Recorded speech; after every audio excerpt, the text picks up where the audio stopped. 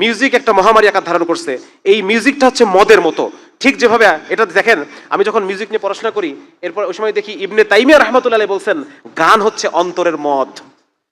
সাথে সাথে আমার অন্তর মানে আল্লাহর দিকে রুজু হয়ে গেল, আর আমি চিন্তা করলাম, আল্লাহ আপনি আমাদের পূর্ববর্তী ওলামায়ে কেরামকে কত ফেরাসাত দান করছেন। আজকে পড়তে গিয়ে আমি ঠিকই দেখতেছি যে গান একদম মদ যেভাবে কাজ করে। মদ কিভাবে কাজ করে আপনারা একটু বললে পরে বুঝবেন। আমাদের ব্রেনের মধ্যে একটা অংশ আছে হচ্ছে আবেগ, আরেকটা অংশ আছে বিবেক। আবেগ এবং বিবেকের মধ্যে একটা কানেকশন আছে। বিবেক সবসময় আবেগকে একটা ডাউন করে রাখে, বুঝা গেল?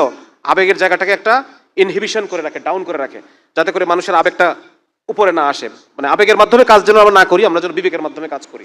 এই সিস্টেম আমাদের বডির মধ্যে আল্লাহ দিয়ে দিচ্ছেন। মদ এই আবেগ আর বিবেকের যে কানেকশন, এই কানেকশনটাকে কেটে দেয়, বুঝছেন?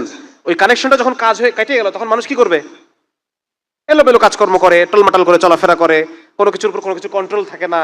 হ্যাঁ, এই জিনিসটা তখন ঘটে যায়। তো এখানে মদ, বিজ্ঞানীরা গবেষণা করে দেখছেন একইভাবে যে ব্যক্তি গান শুনে, ওই গান শোনা মানুষটারও আবেগ এবং বিবেকের মধ্যে কানেকশনটা সাময়িক সময়ের জন্য বন্ধ হয়ে যায়। গানের মধ্য দিয়ে যদি আপনি কোনো খারাপ বার্তা তাকে পৌঁছাতে চান, তাহলে পরে সে সেটাকে সহজে গ্রহণ করে নেবে, কোনো যাচাই বাছাই ছাড়া, প্রশ্ন করা ছাড়া।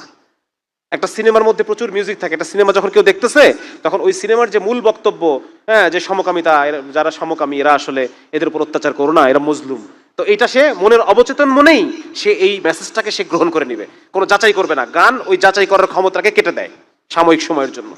তাহলে একটু আগে যে আমি আপনাদেরকে বললাম যে আমাদেরকে এই সারা পৃথিবীর 700 বিলিয়ন মানুষ, 700 কোটি মানুষকে তারা এক গ্লাস মদের মধ্যে চুবাই রেখে দিছে। এখন এই কথাটার বাস্তবতা বোঝা যাচ্ছে তো? হ্যাঁ, তারা আমাদেরকে এই ডিভাইসের, মোবাইল ডিভাইসের মাধ্যমে, তারা আমাদেরকে মিউজিকের মাধ্যমে, নাটক, সিনেমা, গানের মাধ্যমে তারা আমাদেরকে এক গ্লাস মদের মধ্যে চুবাই রাখছে।